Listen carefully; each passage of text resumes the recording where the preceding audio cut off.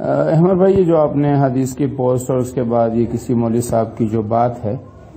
مولوی صاحب کی بات کسی حد تک درست ہے اور علماء نے ایک تشریح یہ بھی بیان کی ہے اور ساتھ ساتھ یہ بھی فرمایا کہ اگر تو اس آدمی کو علم ہے کہ میرے بعد ایسا ہوگا اور وہ اس کو پھر بھی منع نہ کر دے۔ صحابہ کے مابین اس معاملے میں بھی اختلاف رہا ہے۔ حضرت ابن عمر رضی اللہ تعالیٰ عنہ اور حضرت عمر رضی اللہ تعالیٰ عنہ اس بات کے قائل تھے کہ میت کو اس کے ان المیت لیعذب ببکاء اہلہ علیہ، لیکن حضرت ابن عباس رضی اللہ تعالیٰ عنہ نے بعد میں ان سے عرض کیا کہ دیکھیں، دراصل یہ ایک یہودیہ کا جنازہ تھا، یعنی کہ وہ مر گئی تھی اور آپ علیہ السلام کا وہاں گزر ہوا، تو آپ نے فرمایا کہ یہ لوگ اس پر رو رہے ہیں جبکہ اس کو اس کے کفر کی وجہ سے عذاب ہو رہا ہے، لہذا کسی کے رونے کی وجہ سے عذاب نہیں ہوتا۔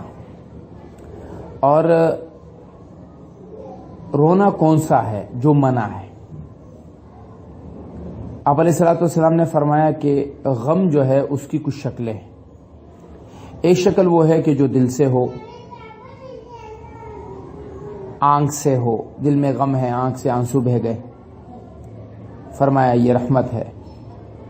یہ انسان کو ہوتا ہے۔ ایک غم وہ ہے جس کا اظہار ہاتھ سے اور زبان سے کیا جائے، وہ مقبوح ہے، وہ ممنوع ہے اور شریعت کی نظر میں مذموم ہے۔ لہذا اگر کسی آدمی نے یہ وصیت کر ڈالی کہ بھئی میرے بعد مجھ پر نوحے لے کر چلنا، جیسے صحابہ سے ثابت ہوتا ہے کہ انہوں نے باقاعدہ اپنے گھر والوں سے کہا کہ میرے پیچھے جو ہے وہ آگ لے کر نہ چلو، اور میرے پیچھے جو ہے وہ نائحہ رونے والی عورت نہ چلے۔ ایک حدیث میں آتا ہے کہ ایک صحابی کی کیفیت ایسی ہو گئی کہ وہ مرنے جیسے ہو گئے، تو اس کی بہن جو ہے رو پڑی، چیخ پڑی، تو جب ان کو ہوش آیا تو انہوں نے کہا اپنی بہن سے کہ تو نے کہا تھا واہ جبلاہ، او میرے پہاڑ جیسے بھائی، او میرے بہادر بھائی، تو مجھے فرشتے جو ہے وہ ٹوکے لگا کر کہنے لگے کہ کیا اچھا تو پہاڑ تھا، تو ایسا تھا۔